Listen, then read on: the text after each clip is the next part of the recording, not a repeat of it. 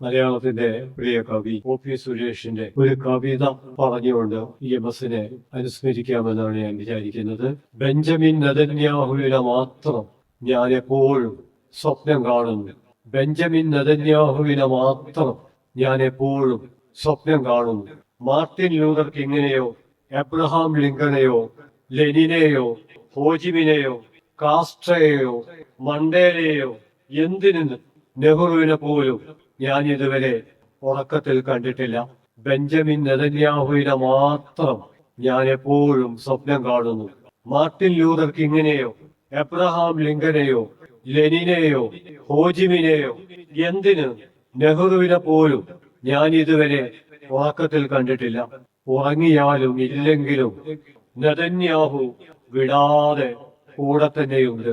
ഉറങ്ങിയാലും ഇല്ലെങ്കിലും നെതന്യാഹു വിടാതെ കൂടെ തന്നെയുണ്ട്. സ്വപ്നമല്ലേ ഓട്ടെന്ന് വെക്കാമായിരുന്നു, സ്വപ്നമല്ലേ ഓട്ടെന്ന് വെക്കാമായിരുന്നു. പക്ഷേ കാര്യമതല്ല. ഓരോ സ്വപ്നത്തിനും ശേഷം ഞാൻ എന്നിൽ നിന്നും ചോർന്നു പോകുന്നു. ഓരോ സ്വപ്നത്തിനും ശേഷം ഞാൻ എന്നിൽ നിന്നും ചോർന്നു പോകുന്നു. തുടർച്ചയായി കണ്ട് ഞാൻ ഏതാണ്ട് ഇല്ലാതായെന്ന് തന്നെ പറയാം. തുടർച്ചയായി കണ്ട് ഞാൻ ഏതാണ്ട് ഇല്ലാതായെന്ന് തന്നെ പറയാം.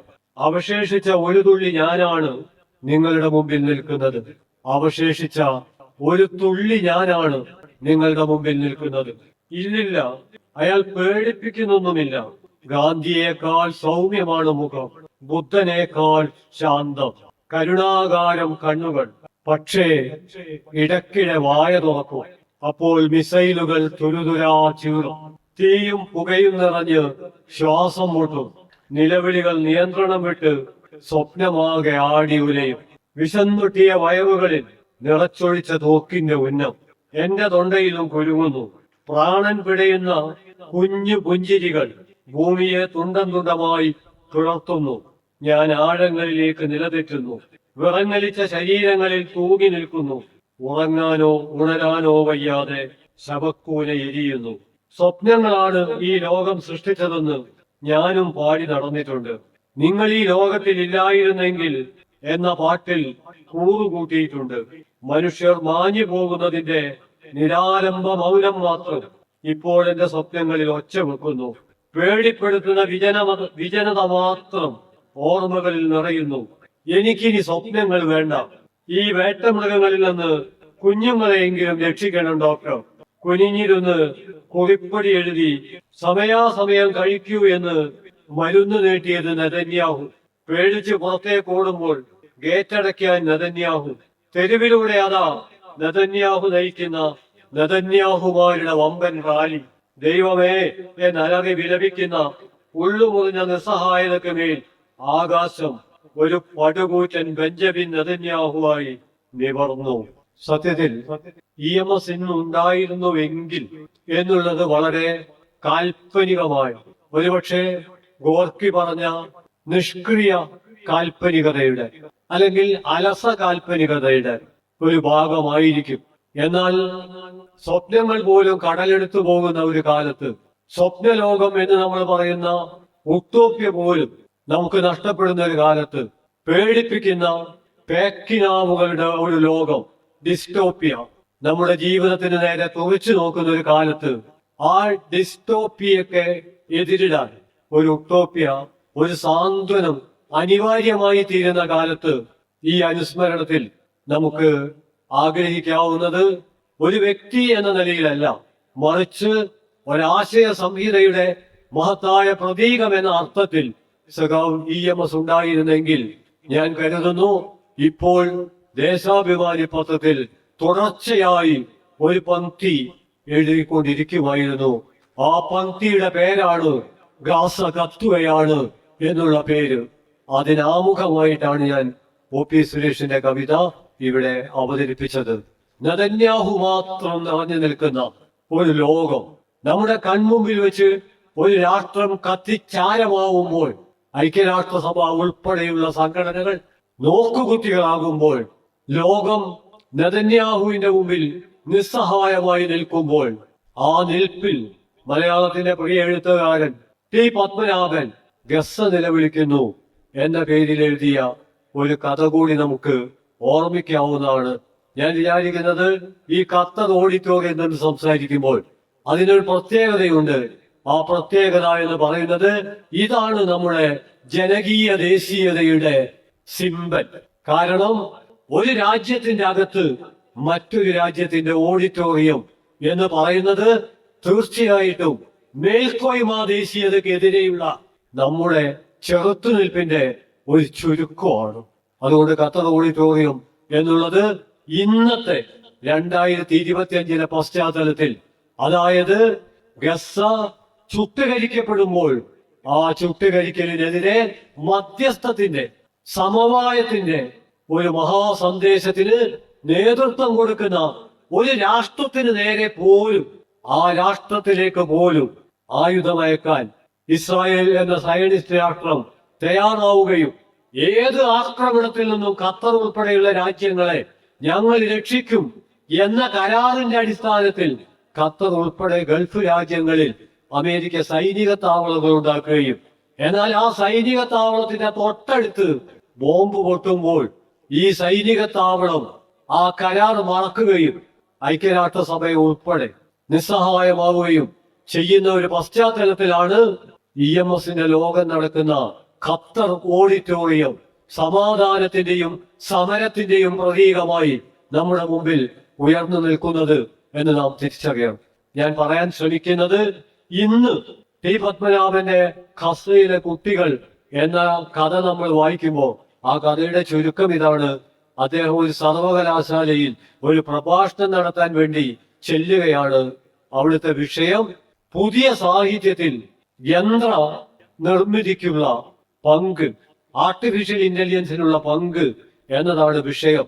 അദ്ദേഹം കുറെ നേരം ആലോചിച്ചു. എന്നിട്ട് അദ്ദേഹം ആ പ്രസംഗം തുടങ്ങി.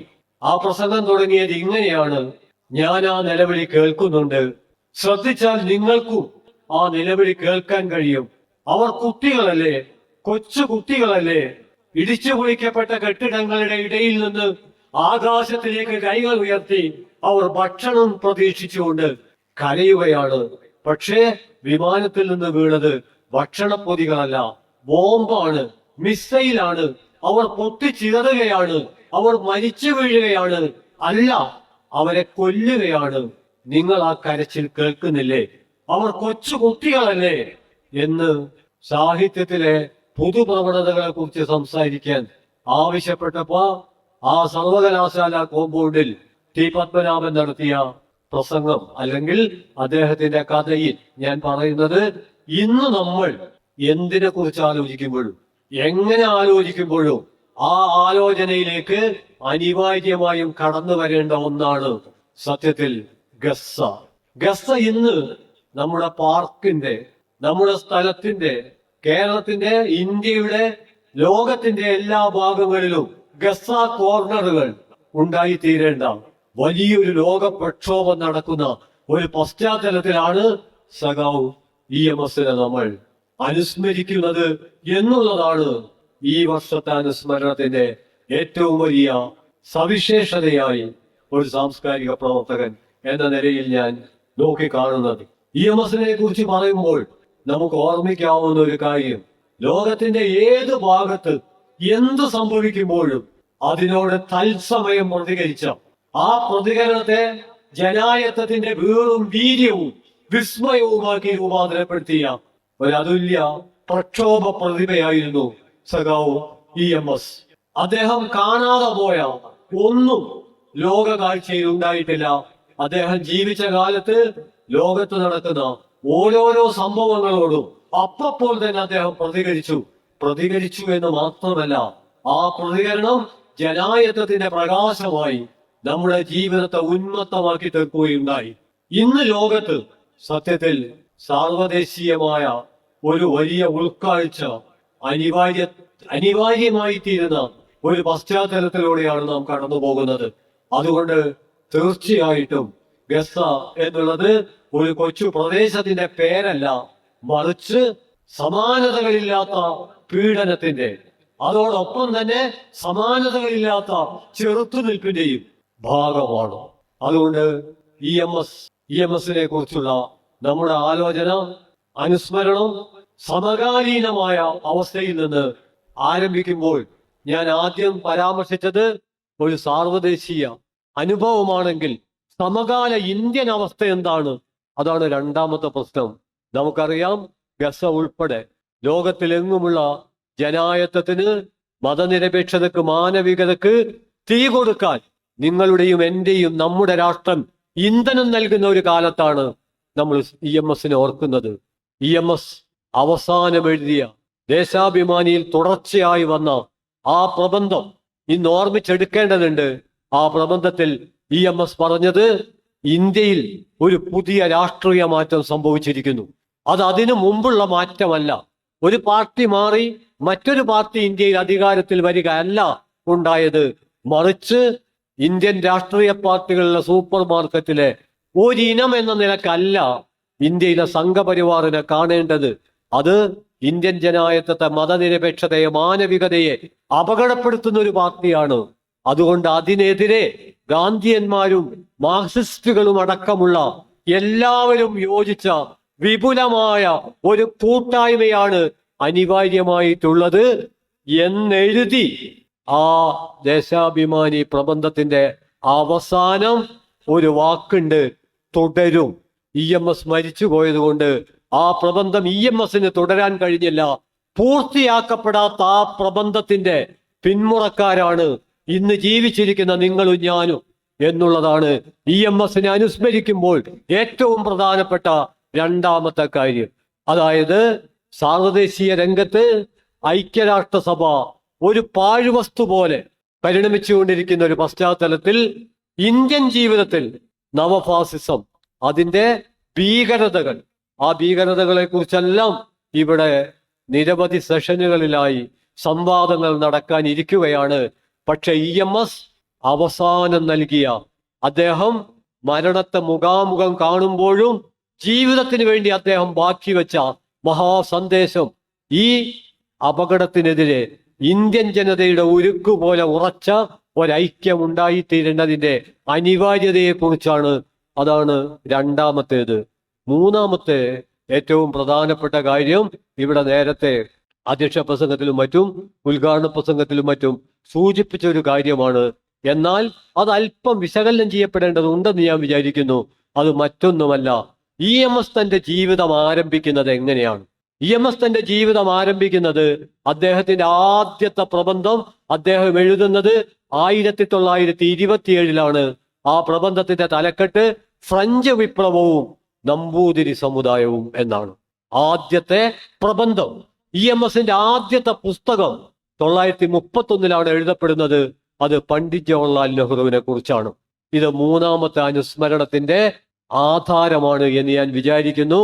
കാരണം ഫ്രഞ്ച് വിപ്ലവം എന്ന് പറയുന്നത് നമുക്കെല്ലാവർക്കും അറിയാവുന്നത് പോലെ ആധുനിക ജനായത്ത ബോധ്യത്തിന്റെ മാനിഫെസ്റ്റോയാണ്. സ്വാതന്ത്ര്യം, സമത്വം, സാഹോദര്യം എന്ന ഏത് കാലത്തും മനുഷ്യ ജീവിതത്തെ ജ്വലിപ്പിക്കുന്ന ഏറ്റവും ആവേശകരമായ മുദ്രാവാക്യമാണ് ഫ്രഞ്ച് വിപ്ലവം. ആ ഫ്രഞ്ച് വിപ്ലവത്തെ നമ്പൂതിരി സമുദായവുമായി എങ്ങനെയാണ് സഖാവ് EMS ബന്ധപ്പെടുത്തിയത് എന്ന് വിശകലനം ചെയ്യുമ്പോൾ ഏറ്റവും പ്രധാനപ്പെട്ട വസ്തുത, EMS അതിനെ നവോത്ഥാനവുമായി ചേർത്ത് വെച്ചുകൊണ്ടാണ് ആലോചിക്കുന്നത്. വിചിത്രമായി തോന്നാം, EMS വിപ്ലവം എന്ന വാക്കിന് ഒരു നിർവചനം നൽകുന്നുണ്ട്. ആ നിർവചനത്തിൽ സത്യത്തിൽ സന്നിഹിതമായിരിക്കുന്നത് EMS തന്റെ പ്രബന്ധത്തിൽ പരാമർശിക്കാത്ത അസന്നിഹിതമായ നവോത്ഥാനമാണ്. അതുകൊണ്ട് മൂന്നാമതായി ഞാൻ പറയുന്നത്, EMS നവോത്ഥാനത്തിന് നൽകിയ സംഭാവനകൾ എന്താണ് എന്ന് മലയാളി ഓർമ്മിച്ചെടുക്കണം.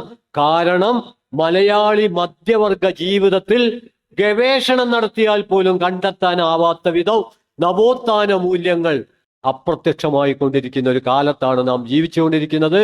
നമുക്ക് നല്ല റോഡുകൾ ഉണ്ടായിക്കൊണ്ടിരിക്കുന്നുണ്ട്. നമ്മൾ നേരത്തെ ഉദ്ഘാടന പ്രസംഗത്തിൽ ഗോവിന്ദൻ മാഷ് പറഞ്ഞതുപോലെ വലിയ മുന്നേറ്റത്തിലേക്ക് കടന്നിട്ടുണ്ട്. പക്ഷെ സാംസ്കാരികമായി നാം മുന്നേറുന്നില്ല എന്ന മൗലികമായ വസ്തുത നമ്മെ നൊമ്പരപ്പെടുത്തുന്നില്ലെങ്കിൽ തീർച്ചയായിട്ടും EMSന്റെ സ്മരണ നമ്മെ ശിക്ഷിക്കും എന്ന് ഞാൻ ഭയപ്പെടുന്നു. കാരണം EMS മുന്നോട്ട് വെച്ച ഏറ്റവും വലിയ മുദ്രാവാക്യം എന്ന് പറയുന്നത് കേരള നവോത്ഥാനത്തിന് EMS നൽകിയ മഹത്തായ സംഭാവന എന്താണ് എന്ന ചോദ്യത്തിന് നിരവധി ഉത്തരവുണ്ട്. പക്ഷെ അതിൽ ഏറ്റവും പ്രധാനപ്പെട്ട ഉത്തരമായി ഞാൻ കാണുന്നത് യോഗക്ഷേമ സഭയുടെ 34ാം സമ്മേളനത്തിൽ 1944 ഓങ്ങല്ലൂരിൽ വെച്ച് EMS നടത്തിയ ചരിത്രപ്രസിദ്ധമായ പ്രഭാഷണമാണ്. ആ പ്രഭാഷണത്തിന്റെ തലക്കെട്ട് നമ്പൂതിരിയെ മനുഷ്യനാക്കാൻ. അതിൽ അദ്ദേഹം പറയുന്നുണ്ട്, നമ്പൂതിരിമാരോടാണ് അദ്ദേഹം പറഞ്ഞത്, പക്ഷെ ഇന്ന് അത് അവിടെ നിൽക്കുന്നില്ല. അദ്ദേഹം പറയുന്നുണ്ട്, നമ്പൂതിരിമാർ ഇപ്പോൾ ജീവിക്കുന്നത്. എനിക്ക് ഏറ്റവും അത്ഭുതകരമായി തോന്നിയത് EMS സംസാരിക്കുമ്പോൾ, EMS എഴുതുമ്പോൾ മാർക്സ്, ലെനിൻ, സ്റ്റാലിൻ ഇവരെയൊക്കെ നിരന്തരമായി അദ്ദേഹം തന്റെ പ്രബന്ധങ്ങളിൽ എടുത്തു ചേർക്കാറുണ്ട്. എന്നാൽ നമ്പൂതിരിയെ മനുഷ്യനാക്കാൻ എന്ന അദ്ദേഹത്തിന്റെ ചരിത്രപ്രസിദ്ധമായ പ്രഭാഷണത്തിൽ അദ്ദേഹം മാർക്സിനെ അല്ല, ഏംഗൽസിനെ അല്ല, ലെനിനെ അല്ല, ബെർണാഡ് ഷായെയാണ് ഉദ്ധരിച്ചിരിക്കുന്നത്. ബെർണാഡ് ഷായുടെ ഒരൊറ്റ പ്രയോഗമാണ് ആ പ്രയോഗം, ആ പ്രഭാഷണത്തിന്റെ ന്യൂക്ലിയസ് ആണെന്നാണ് ഞാൻ വിചാരിക്കുന്നത്. അതിങ്ങനെയാണ്: ഒരു ജോലിയും ചെയ്യാതെ ഒരാൾ ജീവിക്കാൻ തിരഞ്ഞെടുക്കുന്ന സ്ഥലത്തിന്റെ പേരാണ് നരകം. ഒരു ജോലിയും ചെയ്യാതെ പരാന്നബുക്കായി ഒരാൾ ജീവിക്കാൻ തിരഞ്ഞെടുക്കുന്ന സ്ഥലത്തിന്റെ പേരാണ് നരകം എന്ന ബെർണാഡ് ഷായുടെ വാക്കുകൾ യോഗക്ഷേമ സഭയുടെ ജമ്മിമാർ തിങ്ങി നിറഞ്ഞു നിൽക്കുന്ന സദസ്സിൽ EMS ഉദ്ധരിച്ചത്, നിങ്ങൾ, അതായത് ഈ ബ്രാഹ്മണ സമൂഹം വാരത്തിനും പൂരത്തിനും നടന്ന് പരാന്നബുക്കുകളായി ജീവിക്കുകയാണ്. അങ്ങനെയാണെങ്കിൽ നിങ്ങൾ ഒരു ജോലിയും ചെയ്യുന്നില്ല, അതുകൊണ്ട് നിങ്ങൾ നരകത്തിന്റെ നടുവിലാണ് എന്ന് അവരെ ഓർമ്മിപ്പിക്കുകയും ഇവിടുത്തെ അടിസ്ഥാന ജനതയുടെ, ദളിത് ജനതയുടെ ജീവിതത്തെ മാതൃകയാക്കി ചൂണ്ടിക്കാണിച്ചുകൊണ്ട് അവർ പാടത്ത് പണിക്ക് പോകും, പണിയില്ലെങ്കിൽ പട്ടിണി കിടക്കും, പട്ടിണി കിടന്നിട്ടും ജോലിയില്ലെങ്കിൽ അവർ പിച്ചതണ്ടും, എന്നിട്ടും അവർ ആത്മാഭിമാനത്തോടെ ജീവിക്കും. അവരുടെ സ്ത്രീ പുരുഷന്മാർ ഒരുമിച്ചാണ് പാടത്ത് ജോലി ചെയ്യുന്നത്. അവർ തമ്മിൽ ഇഷ്ടമാകുന്നിടത്തോളം അവർ ഒരുമിച്ച് നിൽക്കും, ഇഷ്ടമായില്ലെങ്കിൽ അവർ പിരിയും. ഇതൊക്കെയാണ് അവരുടെ ജീവിതത്തിന്റെ, മറ്റൊരർത്ഥത്തിൽ പറഞ്ഞാൽ 44-ലെ EMSന്റെ ഓങ്ങല്ലൂർ പ്രസംഗം മാത്രം കേരളത്തിലെ മധ്യവർഗ മലയാളികൾ ആവർത്തിച്ച് വായിക്കുകയും അതിലടങ്ങിയ മൗലികമായ കാഴ്ചപ്പാട് ഒറ്റ വാചകത്തിൽ ഒതുക്കി പറഞ്ഞാൽ നമ്മുടെ സംസ്കാരത്തിന്റെ മാതൃക എന്താവണം, എന്താവരുത്, ഇത് രണ്ടും ആ പ്രഭാഷണത്തിലുണ്ട്. മലയാളി അത് വായിച്ചിട്ടുണ്ട്, പക്ഷേ മനസ്സിൽ ആക്കിയിട്ടില്ല. അത് നമ്മൾ മനസ്സിലാക്കണം. അടിസ്ഥാന ജനതയാണ് നമ്മുടെ സംസ്കാരത്തിന്റെ മാതൃക. അധ്വാനത്തെയാണ് നമ്മൾ ആദരിക്കേണ്ടത്, അധ്വാന മഹത്വത്തെയാണ് നമ്മൾ ആദരിക്കേണ്ടത്. അടിസ്ഥാന ജനതയാണ് നമ്മുടെ സംസ്കാരത്തിന്റെ മാതൃക. എന്നിട്ട് അദ്ദേഹം പറയുന്നുണ്ട്, നമ്പൂതിരിമാരുടെ ആ സദസ്സിലാണല്ലോ പ്രസംഗം, ബ്രാഹ്മണ്യം നിങ്ങളിൽ ഇഴുകിപ്പിടിച്ചിട്ടുള്ളത് കൊണ്ടാണ് നിങ്ങൾ ഇങ്ങനെ മുരടിച്ചു പോയത് എന്ന് അദ്ദേഹം പറയുന്നുണ്ട്. ഇതുമായി പ്രത്യക്ഷ ബന്ധമില്ലെങ്കിലും പരോക്ഷമായി ബന്ധമുള്ള ഒരു പ്രസ്താവന ഞാൻ ചൂണ്ടിക്കാണിക്കാം. അത് വൈക്കം മുഹമ്മദ് ബഷീറിനെ കുറിച്ച് OV വിജയൻ എഴുതിയ ഒരു പ്രബന്ധത്തിലാണ്. ആ OV വിജയൻ എഴുതിയ പ്രബന്ധത്തിൽ അദ്ദേഹം ആ പ്രബന്ധം അവസാനിപ്പിക്കുന്നത്, അശ്ലീല ബ്രാഹ്മണ്യം വിജയിച്ചിട്ടില്ലെങ്കിൽ ബഷീർ ജീവിക്കും. ഒറ്റ വാചകമാണ്, ഞാൻ ആവർത്തിക്കുന്നു, അശ്ലീല ബ്രാഹ്മണ്യം വിജയിച്ചിട്ടില്ലെങ്കിൽ ബഷീർ ജീവിക്കും. എന്താണ് ആ വാക്കിന്റെ അർത്ഥം? ഞാൻ വിചാരിക്കുന്നു 44-ലെ EMSന്റെ നമ്പൂതിരിയെ മനുഷ്യനാക്കാൻ എന്ന പ്രബന്ധത്തിന്റെ ആശയപരമായ തുടർച്ച എന്ന രീതിയിലാണ് ഈ വാക്യത്തെ നാം മനസ്സിലാക്കേണ്ടത്. ഇതേതെങ്കിലും ഒരു ജാതിക്കെതിരല്ല, ഇതേതെങ്കിലും ഒരു മതത്തിനെതിരല്ല, മറിച്ച് അധ്വാന മഹത്വത്തെ പുച്ഛിക്കുന്ന, വ്യാജമായ യോഗ്യതാ നാട്യങ്ങളിൽ അഭിരമിക്കുന്ന നമ്മുടെയൊക്കെ മാനസികാവസ്ഥക്ക് നേരെയാണ് ഒരു വെടിയുണ്ട കണക്കെ EMSന്റെ വാക്കുകൾ ചീറി വരുന്നത് എന്ന് നമ്മൾ മനസ്സിലാക്കണം. EMS തന്റെ ആത്മകഥയിൽ പറയുന്നുണ്ട്, ആ വാക്യം വളരെ പ്രധാനപ്പെട്ടതാണ് എന്ന് ഞാൻ വിചാരിക്കുന്നു. വീർപ്പ് മുട്ടിക്കുന്ന തമ്പുരാൻ അന്തരീക്ഷത്തിൽ നിന്ന് സാധാരണ മനുഷ്യരുടെ ജീവിതത്തിലേക്ക് പുറത്തു കടക്കാനായതാണ് എന്റെ ജീവിതത്തിന്റെ മഹത്തായ ഭാഗ്യം. EMS ഉപയോഗിച്ച വാക്ക് വീർപ്പ് മുട്ടിക്കുന്ന തമ്പുരാൻ അന്തരീക്ഷം. പക്ഷേ നമ്മൾ ഇപ്പോഴും തമ്പുരാൻ കളിയിൽ അഭിരമിക്കുകയും തമ്പുരാനിസത്തിൽ നിന്ന് പാഠം പഠിക്കാൻ ശ്രമിക്കുകയും ചെയ്യുകയാണോ എന്ന് ഒരു ആത്മവിമർശനം നാം നിർവഹിക്കേണ്ടതുണ്ട്. EMS ഉപയോഗിച്ച വാക്ക് വീർപ്പ് മുട്ടിക്കുന്ന തമ്പുരാൻ അന്തരീക്ഷം. EMSനെ തിരുമേനി എന്നും നാലാം തമ്പുരാൻ എന്നും ആധുനിക സോമയാജി എന്നും ഒക്കെ ആളുകൾ വിളിച്ചപ്പോൾ ആ വിളിപ്പേരിൽ പുളകം കൊള്ളുകയല്ല. EMS പറഞ്ഞു, ഞാനൊരു കമ്മ്യൂണിസ്റ്റാണ്, അതിലാണ് ഞാൻ അഭിമാനിക്കുന്നത് എന്ന് EMSന് പറയാൻ കഴിഞ്ഞു. എന്നാൽ ഈ 2025 പോലും EMS തീ കൊളുത്തിയ ആ തമ്പുരാനിസത്തിന്റെ അവശിഷ്ടങ്ങൾ പ്രച്ഛന്ന രൂപങ്ങളിൽ നമ്മളെ പൊതിയുകയാണോ എന്ന് നാം ചോദിക്കേണ്ടതുണ്ട്. അതുകൊണ്ട് ഞാൻ സൂചിപ്പിക്കുന്ന മൂന്നാമത്തെ കാര്യം, EMS കേരളീയ നവോത്ഥാനത്തിന് നൽകിയ ഏറ്റവും വലിയ സംഭാവന. ആ സംഭാവനയെ കുറിച്ച് ആലോചിക്കുമ്പോൾ EMS രൂപം കൊണ്ട പിറന്ന ബ്രാഹ്മണ സമൂഹം, ആ ബ്രാഹ്മണ സമൂഹത്തിൽ 1908 യോഗക്ഷേമ സഭ രൂപപ്പെടുന്നത്.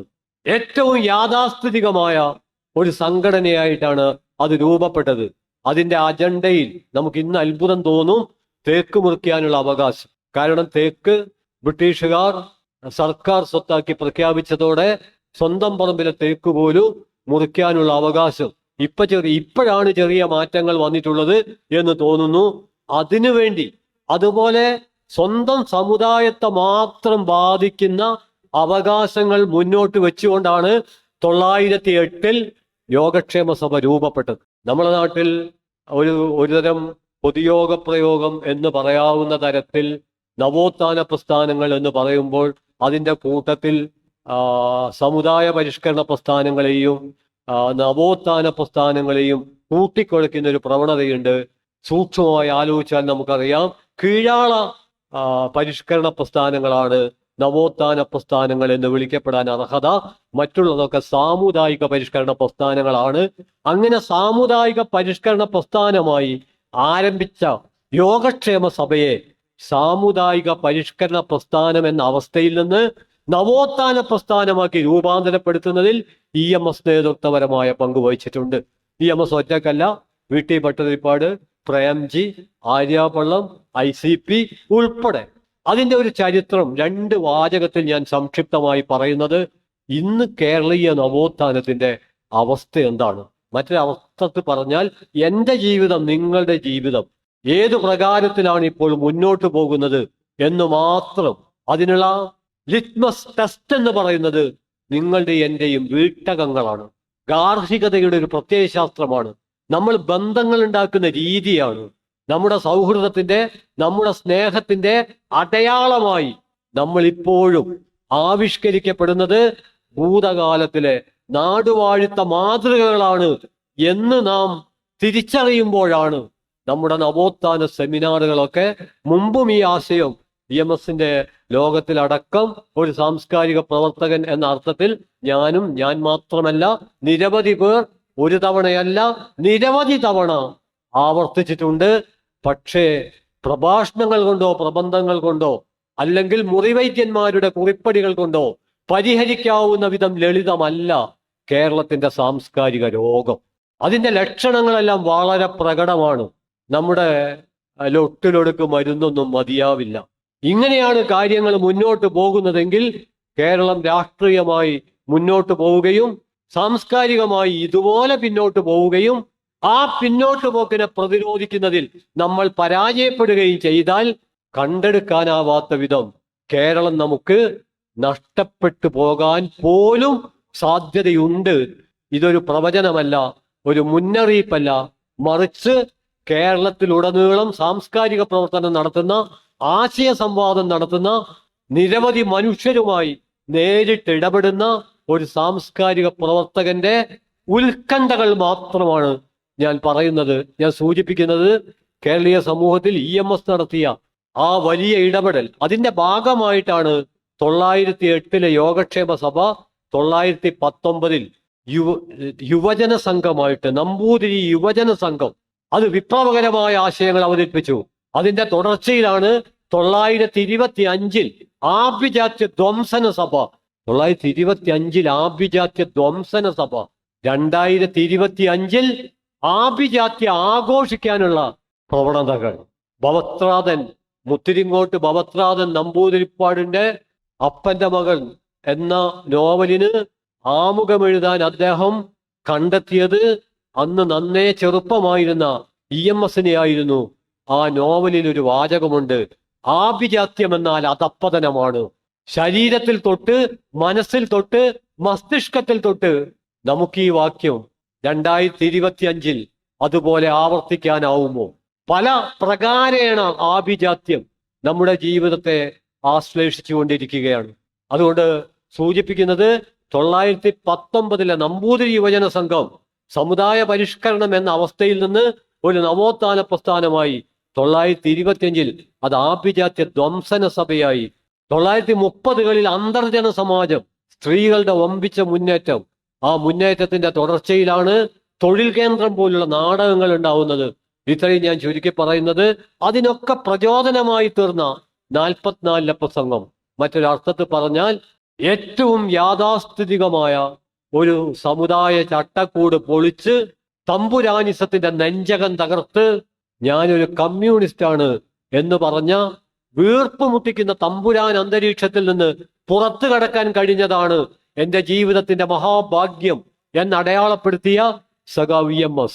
ആ EMSന്റെ സ്മരണയിൽ നിന്ന് ഊർജം സ്വീകരിക്കുന്ന നമ്മുടെ കാലത്തെ നമ്മുടെ ഉള്ളകങ്ങൾ എങ്ങനെയാണ് എന്നുള്ളതാണ് നാലാമത്തെ നവോത്ഥാനവുമായി ബന്ധപ്പെട്ടുള്ള നമ്മുടെ അന്വേഷണം. ഇത് ഞാൻ അവസാനിപ്പിക്കുന്നത് നമ്മുടെ ദേശീയതാ സങ്കല്പത്തിന് EMS നൽകിയ സംഭാവന.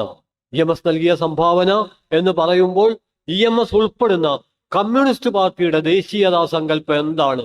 ദേശീയതയുമായി പലരുമായും സംസാരിക്കുമ്പോഴും നടുക്കമുണ്ടാക്കുന്ന കാര്യം, കമ്മ്യൂണിസ്റ്റുകാർ ലോകവ്യാപകമായി മുന്നോട്ട് വെക്കുന്ന നാഷണൽ പോപ്പുലർ എന്ന് അന്തോണിയോ ഗ്രാംസി അടയാളപ്പെടുത്തിയ ജനകീയ ദേശീയതയെ നമുക്കിന്നും സ്വാംശീകരിക്കാൻ കഴിഞ്ഞിട്ടില്ല.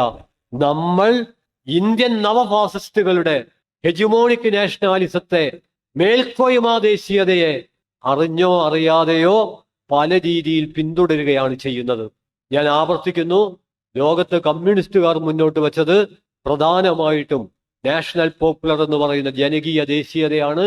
എല്ലാ ഭാഷകൾക്കും തുല്യ പദവിയുള്ള, എല്ലാ പ്രദേശങ്ങൾക്കും തുല്യ പരിഗണനയുള്ള, ജാതിമത സങ്കുചിതത്വത്തിന്റെ സ്പർശമില്ലാത്ത, സമസ്ത വൈവിധ്യങ്ങൾക്കും നൃത്തം ചവിട്ടാൻ മാത്രം വിസ്തൃതമായ ഒരു ദേശീയതാ സങ്കല്പമാണ് ജനകീയ ദേശീയത.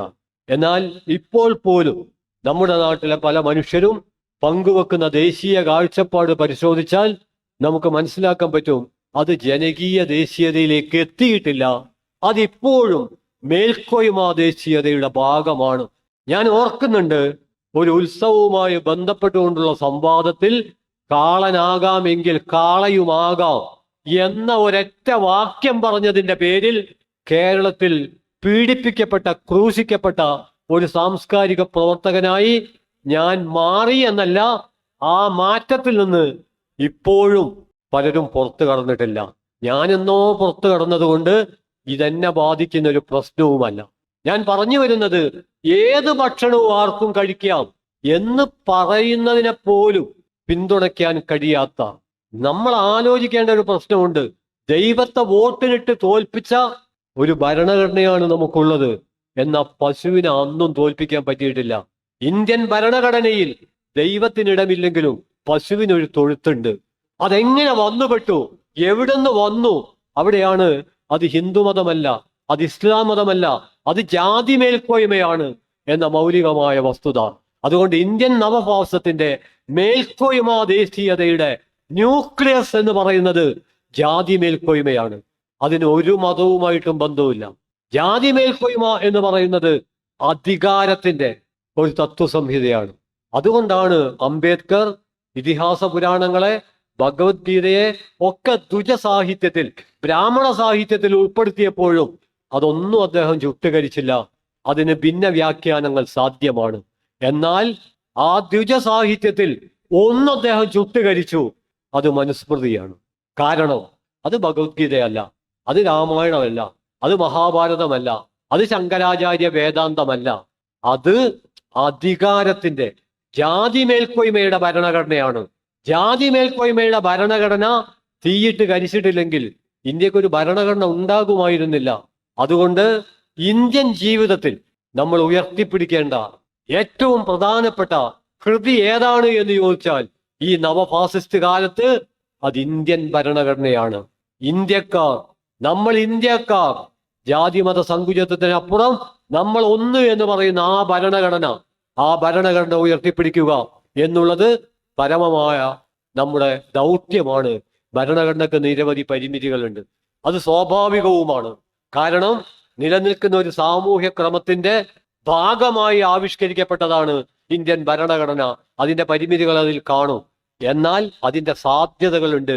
ആ സാധ്യതകൾക്ക് കാവൽ നിൽക്കാൻ ചരിത്രപരമായി നിയുക്തരാണ് ഇന്ത്യയിലെ ജനായത്തവാദികൾ. EMS നിരന്തരം അദ്ദേഹത്തിന്റെ ദേശീയ കാഴ്ചപ്പാട്, കമ്മ്യൂണിസ്റ്റ് പാർട്ടിയുടെ ദേശീയ കാഴ്ചപ്പാട്, അതിന്റെ ഭാഗമായിട്ടാണ് ഭവാനി സെൻ നൂതൻ ബംഗ്ല എന്ന പുസ്തകം എഴുതുന്നത്. അതിന്റെ ഭാഗമായിട്ടാണ് സുന്ദരയ്യ വിശാലാന്ധ്ര എന്ന പുസ്തകം എഴുതുന്നത്. അതിന്റെ ഭാഗമായിട്ടാണ് സഖാ VM കേരളം മലയാളികളുടെ മാതൃഭൂമി എന്ന മഹോന്നതമായ പുസ്തകം എഴുതുന്നത്. കേരളം മലയാളികളുടെ മാതൃഭൂമി. അത് ഏകീകരണത്തിന്റെ, കൃത്രിമമായ ഏകീകരണത്തിന്റെ സകല യുക്തികളെയും ഇടിച്ചു നിരത്തുന്ന ഒരു വലിയ ആശയ സംഹിതയുടെ കരുത്താണ് കേരളം മലയാളികളുടെ മാതൃഭൂമി. ആ പുസ്തകത്തിൽ തന്നെ കേരളത്തിൽ മലയാളം സംസാരിക്കാത്ത ഭാഷാ ന്യൂനപക്ഷങ്ങൾ അവരുടെ അവകാശങ്ങളും ഉയർത്തിപ്പിടിക്കേണ്ടതിനെ കുറിച്ചുള്ള ആലോചന വികസിപ്പിക്കപ്പെടുന്നുണ്ട്. ഞാൻ പറഞ്ഞു വരുന്നത്, അന്ന് ഐക്യ കേരളം എന്നുള്ള, ഭാഷാ സംസ്ഥാനം എന്നുള്ള ജനകീയ ദേശീയതയുടെ മൗലികമായ സമീപനത്തെ എതിർത്തത് 4 സംഘടനകളാണ്. അതിൽ 2 മൂലധന സംഘടനയാണ്, 2 ഇന്ത്യയിലെ അങ്ങേയറ്റത്തെ വലതുപക്ഷ സംഘടനയാണ്. ആ വലതുപക്ഷ സംഘടന തന്നെയാണ് ഇന്ത്യയിലെ നവഫാസിസ്റ്റ് സംഘടന. അന്ന് അതിനെ ഭാഷാ സംസ്ഥാനങ്ങളെ എതിർത്തത് ഒന്ന് ഓൾ ഇന്ത്യ എക്സ്പോർട്ടേഴ്സ് അസോസിയേഷൻ, അതൊരു മൂലധന സംഘടനയാണ്. മറ്റൊന്ന് ഓൾ ഇന്ത്യ മാനുഫാക്ചേഴ്സ് അസോസിയേഷൻ, അതും മൂലധന സംഘടനയാണ്. മൂലധന ശക്തികൾ ഭാഷാ സംസ്ഥാനങ്ങളെ എതിർക്കുകയാണ് ഉണ്ടായത്. അതുപോലെ തന്നെ അന്നത്തെ സ്വതന്ത്ര പാർട്ടി ജനസംഘം, രണ്ടും ഭാഷാ സംസ്ഥാനങ്ങളെ എതിർക്കുകയാണ് ഉണ്ടായത്. അതായത് ഫെഡറൽ മൂല്യങ്ങൾ ഉൾക്കൊള്ളാത്ത മൂലധന ശക്തികളും ഇന്ത്യയിലെ നവഫാസിസ്റ്റ് ശക്തികളും ഉരുകിച്ചേർന്നുള്ള ഒരു രാഷ്ട്രീയ സംവിധാനമാണ് ഇന്ന് ഇന്ത്യയിലുള്ളത്. അതിനെതിരെയുള്ള ആശയം, അവിടെയാണ് ഞാൻ അവസാനിപ്പിക്കുന്നത്, അതിനെതിരെയുള്ള മൂർച്ചയുള്ള ആശയങ്ങളാണ് സഖാവ് EMS രൂപപ്പെടുത്തിയെടുത്തത്. സംവാദത്തിന്റെ ആകാശത്തിലെ ഇന്നും ജ്വലിക്കുന്ന സൂര്യനാണ് സഖാവ് EMS. ആശയങ്ങളുടെ ഒരു വലിയ സമുദ്രം അദ്ദേഹം സൃഷ്ടിച്ചു. പ്രത്യേകിച്ചും ഇന്നതിന് പ്രസക്തിയുണ്ട്. നമ്മൾ ആശയമുക്തമായ ഒരവസ്ഥയിലേക്ക് പതുക്കെ മാറിക്കൊണ്ടിരിക്കുകയാണ്. വിപണിവൽക്കരണം എന്ന് പറയുന്നത്, കമ്പോളവൽക്കരണം എന്ന് പറയുന്നത് സത്യത്തിൽ ആശയമുക്തമായ ഒരു ലോകത്തിലേക്കുള്ള പിന്മാറ്റമാണ്. അത്തരമൊരു കാലത്ത് നമ്മുടെ ജീവിതം സംവാദ നിർഭരമാവേണ്ടതുണ്ട്. ആശയങ്ങളുടെ മഹാസമുദ്രത്തിൽ നമ്മൾ നീന്തി തുടിക്കേണ്ടതുണ്ട്. സൗഹൃദത്തിന്റെ, സ്നേഹത്തിന്റെ ബദൽ മാതൃകൾ നമ്മൾ സൃഷ്ടിക്കേണ്ടതുണ്ട്. അതിനുള്ള ഏറ്റവും ഗംഭീരമായ ശ്രമത്തിന് ഊർജം നൽകാൻ സഖാവ് EMSന്റെ സ്മരണകൾ നമുക്കൊപ്പം ഉണ്ടാവണം എന്ന് നമ്മൾ ആഗ്രഹിച്ചത് കൊണ്ട് മാത്രം കാര്യമില്ല. അദ്ദേഹത്തിന്റെ പേര് നമ്മൾ ഉച്ചരിച്ചത് കൊണ്ട് മാത്രം കാര്യമില്ല. അദ്ദേഹം കടന്നുപോയ ഒരു ആശയ ലോകം, ആ ആശയ ലോകത്തിന് അത് രൂപപ്പെട്ട കാലത്തിന്റെ പരിമിതികൾ ഉണ്ടാകാം. ആ പരിമിതികൾ പരിഹരിക്കാൻ EMSനെ വിമർശിച്ചിട്ടുണ്ടെങ്കിൽ EMSനെയും വിമർശിക്കാൻ നമ്മുടെ കാലത്ത് ജനായത്ത ശക്തികൾക്ക് അവകാശമുണ്ട് എന്ന് നമ്മൾ തിരിച്ചറിയണം. അങ്ങനെ സ്വയം വിമർശനത്തിന്റെ അവധി കൊടുക്കാത്ത ഒരു ലോകത്തിലൂടെ മുന്നേറാനുള്ള ഊർജമായി, പ്രചോദനമായി EMSന്റെ ലോകം മാറട്ടെ എന്ന പ്രത്യാശയോടെ നിങ്ങൾക്ക് അഭിവാദ്യങ്ങൾ അർപ്പിച്ചുകൊണ്ട് ഞാൻ അവസാനിപ്പിക്കുന്നു. അഭിവാദ്യങ്ങൾ.